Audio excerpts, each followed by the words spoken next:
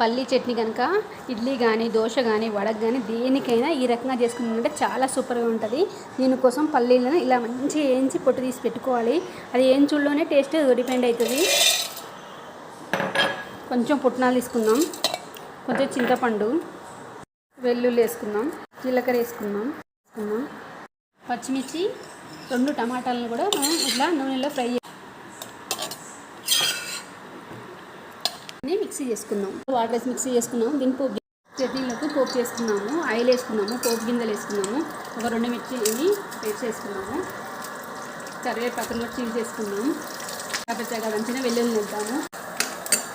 పోపుని ఇంట్లో వేసి కలుపుదాం.